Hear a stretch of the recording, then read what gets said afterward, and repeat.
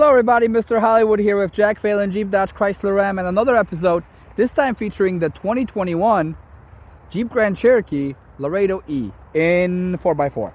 Now this is very standard. The only thing this one has is a preferred customer package, which includes things like heated seats and one more thing that I'll go into when we get inside. Wheels, standard wheels, 18-inch, no thrills, no extras. They're nice though. They're pretty nice multiple spoke wheels. You have the Grand Cherokee logo. You still have keyless entry and go, which all you have to do is to put your hand through the door handle with the key in your pocket. The doors will unlock. You can also lock it by pressing the button right there. And you do have some safety on these now. The mirrors actually have blind spot monitoring systems, which are a little triangle that will show you if there's a car in your blind spot. If you put your turn signal in that direction, it will also beep at you. Now once I open this, I'm also gonna open the fuel cap right here. It's open with a button, so it's locked secure, so your mean neighbors can't pour sugar into your gas tank. But it is capless now, so when you're pulling in the middle of the winter to a gas station, you don't have to worry about getting those gloves on to mess with the possibly frozen on cap. All you do is plug and play, and this will open up the moment we push it in. It makes it really nice and easy. Trunk power, so you don't have to worry about that either. All you gotta do is push the button on the key, or you can just press the little door handle button. You have your sonar sensors for backing up. Standard backup camera. People have been asking this. Does it have a backup camera? Does it have a backup camera? All of our vehicles will have backup cameras, as they're now required by the government to be on all vehicles. I think 2018 plus. You'll see the 60-40 split and that recline option on the backup chair, on the rear seats. You also see you have a privacy cover in this one, and you have the two little spots, which I always mention, for bottles. That way then they don't flop around your car. If you have them in a plastic bag, you put them in here. You hinge your plastic bag on these, and they won't flop around your car. You have your tie downs as well. Full spare tire and tailgating bins in the back, and you can put ice water in here, whatever you want.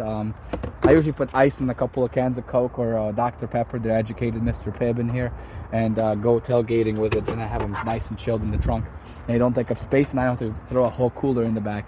And you also have the button for locking the trunk. It's not positioned on the top of the tailgate. It's positioned here, so your smaller children and people that are vertically challenged don't have to hop up trying to hit the button. I'm 6 feet tall. That button is kind of high up there. If I was 5 feet, it'd be harder. I'd have to literally jump up there and hit it, right? But all I have to do is press this little button to actually lock it. Now we're gonna go into the back seat, and I'm gonna show you the space in there, so you can kind of gauge how much room you would have if you sat inside. Nice handles over here, which will allow you to make it easier to step in. Now you see the seat is kind of far back, but I still have some room, right? I still have some room for my knees. I still have some headroom, and I can lean back and enjoy more headroom. I can also enjoy a more comfortable ride in the back as a passenger. But let me show you a little bit more about these seats and a little bit more about the entertainment for your passengers. No sunroof, no panoramics. You have your lights that you can toggle on or off by simply pushing on them. Your hangers for your laundry, and you have a full wall plug on the bottom here, but no USBs for your passengers. I do like this. The finish on the seats though, this makes it easier. A lot of material seats feel kind of slippery. These feel like they're actually holding you in the seat, which makes it more comfortable, at least in my opinion. You have a little net here for iPads, tablets, or whatever else you want to store. And that's pretty much it for the passengers, besides for the little pop out right here for your cups or whatnot, but you also have cup holders in the doors. Let's go ahead now and get into the front side, the cabin of the driver and the passenger, and show you some features. So welcome to the interior of the Grand Cherokee Laredo E 4x4.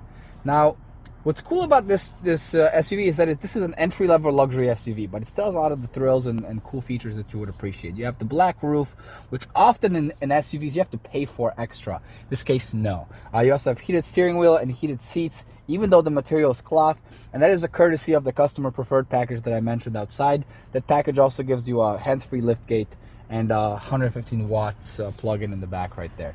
You can access your backup camera through here and take a look at it without going into reverse, which I think is really cool, that you don't have to worry about that right there.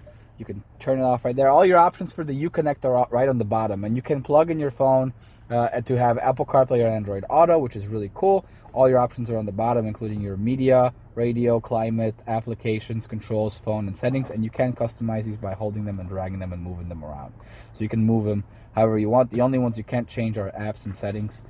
Radio, right here, you have AM, FM, and Sirius, and you have 12 presets. For your media, you have USB, aux plug, as well as Bluetooth that you can use. Climate controls, you have dual climate controls, meaning you can have different temperature on one side and another on the other, and you can control them via these analog buttons over here or by the touchscreen. It is up to you.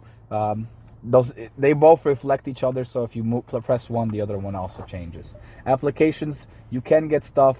You can just customize all this stuff and audio settings and all that stuff and move this around however you want. For controls, I kind of went in, heated seats, heated steering wheel. To set up your phone, it will ask you the first time when you buy your vehicle, do you want to connect your phone? Because there's no phone detected. You hit yes, you follow the on-screen instructions. It's super easy, 1, 2, 3, and it's connected. On your phone, all you have to do is go into the Bluetooth mode to do that. Settings obviously allow you to customize a lot of the features in this SUV to enjoy. Other things in this Jeep, of course, are the two aux plug, the two USB plugs, and a power plug. This is a standard vehicle plug. You also see there's a little line here. There's little ambient lights throughout the vehicle to make it a little more visible at night. We won't see much because it is not dark yet. You have your gear selector switch, which does have a manual option, the so-called slang term slapstick. When you push it to the left in the drive, you can move it up or down to change your gear shifts manually, which is kind of cool. An easy flip up for the darkened mirror, and you have storage for sunglasses as well as lights over here, and a trunk opener and garage door openers as well. These lights also can be pushed on, so you have dual lights here and lights here that you can switch on for different kind of lighting. Microphone for the Bluetooth on both sides, so it's easier for people to hear you, and makes it a lot more the conversation from the car a lot more unison.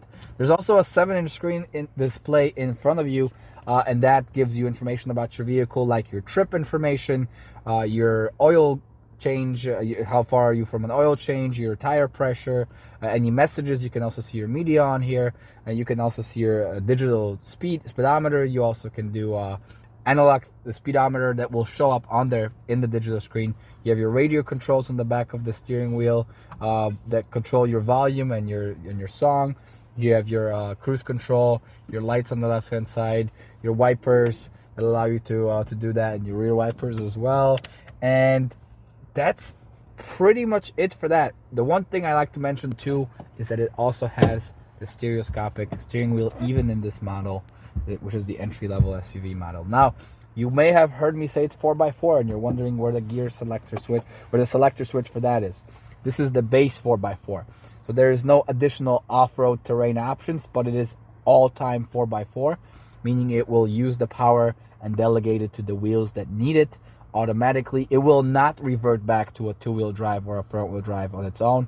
It will keep using the wheels as it needs.